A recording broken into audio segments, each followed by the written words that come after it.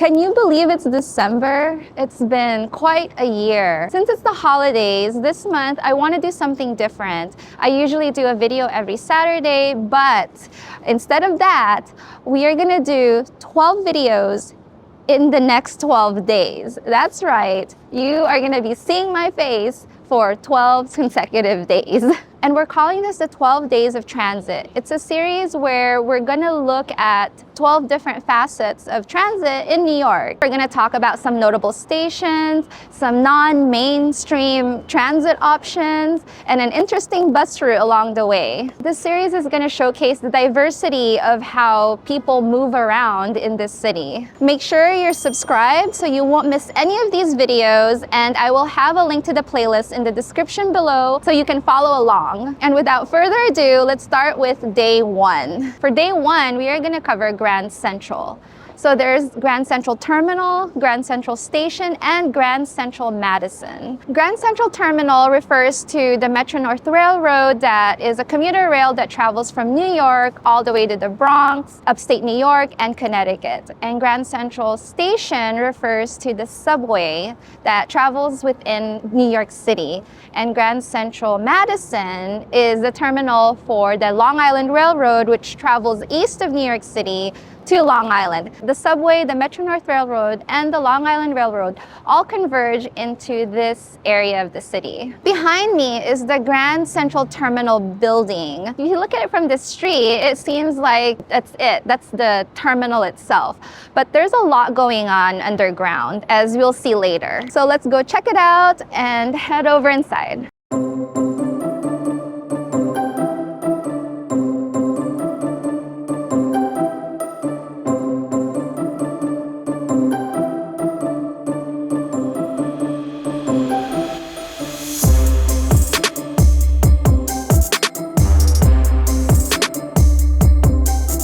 As you can see, this place has a lot of holiday decor, and Grand Central does this seasonally. During the 4th of July, you'll see a lot of flags, and since we're in the holiday season, you'll see a lot of holiday decor. And it looks like there's a holiday fair going on. Behind me is the New York Transit Museum, and you can get all sorts of subway merch from this store.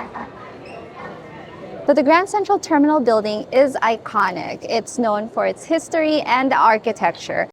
In the ceiling, you could see this mural. Yes, it's a gorgeous mural, but what's interesting about it is that the constellation that's depicted in the mural is incorrect. It's actually backwards. And also the relation of each constellation to one another is also inaccurate. But it's been kept that way, and that's just an interesting thing that you kind of like about this mural. This building has had its ups and downs. There was a time where it opened and it was grand and elites came here to party. And then back in the 70s, it started to wear down. It was dingy, it was falling apart, and they were about to demolish this building. But there was some grassroots efforts, and a lot of organizations, a lot of influential people chimed in to save Grand Central Terminal.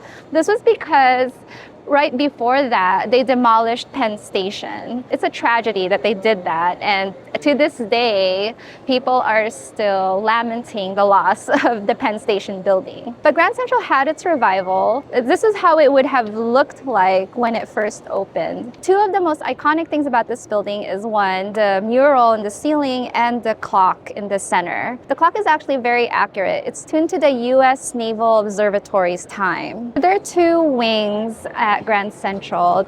Behind me is the east, and I'm at the west wing, and there's an Apple store here. People are kind of using it as a public library to browse the internet. If your phone dies and you need the internet really quick, you can come up to the Apple store.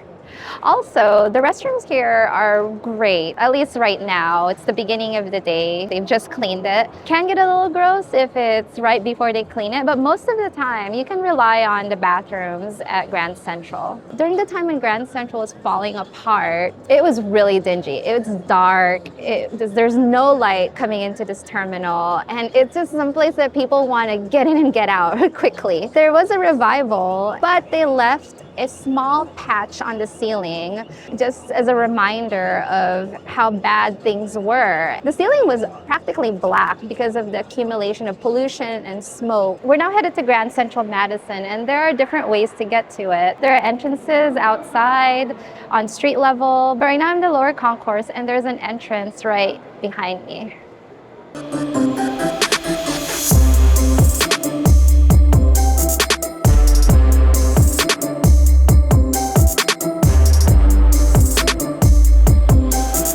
So I'm walking down this interesting hallway, and they're planning to put in some shops, but right now it's just window dressing.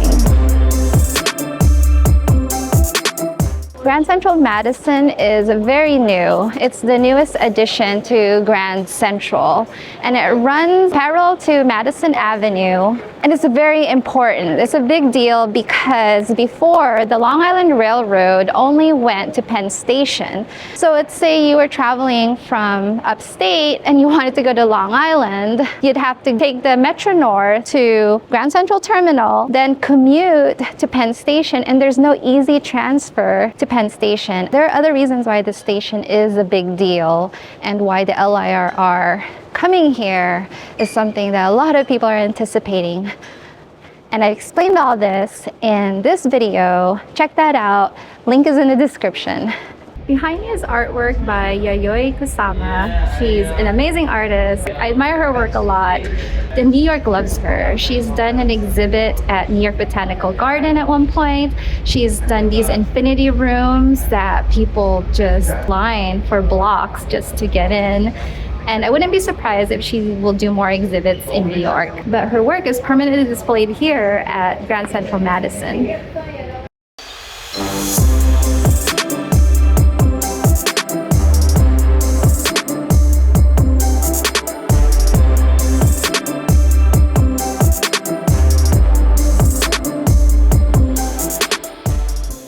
This place also has the tallest escalator so far in the city.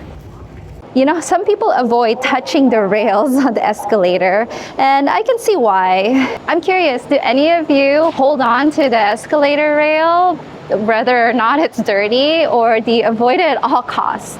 Comment down below. And it's very empty right now. It's 10 in the morning, or 10:30 in the morning, so it's past rush hour. So you can see the station's very empty, but it's really nice. It's very clean, modern, and what I would expect of a New York station. So you know how they always said there's a third rail? You can actually see it. It's so bright in here that you can actually see the third rail. There's one rail, there's two rails, there's third rail. So we've covered Grand Central Terminal that has the Metro North Railroad and Grand Central Madison that has the Long Island Railroad. These two are the two commuter rails of New York. I like how they're so different in look from one another. The Grand Central Terminal has a classic look from the building itself to the signs, and here at Grand Central Madison, just below it, it's very modern and clean and just completely different. The problem I see with Grand Central Madison is there needs to be something for accessibility. There's not a lot of stairs, I could say that, but you have to walk miles to get from Grand Central Terminal to the trains at the LIRR. It literally goes from 42nd Street, right behind me, all the way to 48th Street. That's 6th Street. If you have daddy long legs, then that would be 6 minutes. If you have short legs like me, it would probably take like 10 minutes to walk that. In terms of ramps and using wheelchairs and walkers, it's fine, but just the length of the corridor What about people that do walk, but they have bum knees, or just people who can't walk very far? Those are the two commuter rails that New York has that you could find here at Grand Central. If you're a regular rider of the Long Island Railroad or the Metro North Railroad, comment down below and talk about your experience. Do you love it? Do you hate it? Do you hate it? Comment down below. So that's a wrap for day 1 of this 12 Days of Transit series. Make sure you're subscribed and hit that notification bell so you won't miss the other 11 videos. And I have a link to the playlist in the description below so you could follow along. Don't forget, it's the holiday season, so if you're looking for some last-minute stocking stuffers or gifts, I have a promo going on at shop.urbancaffeine.com. Patreons and YouTube members get 15% off for as long as they're a member. So if you want continuous discounts at the Urban Caffeine store, check out patreon.com/urbancaffeine or the join button of this channel. With that, thank you all so much for watching, and until the next video, happy New Yorking.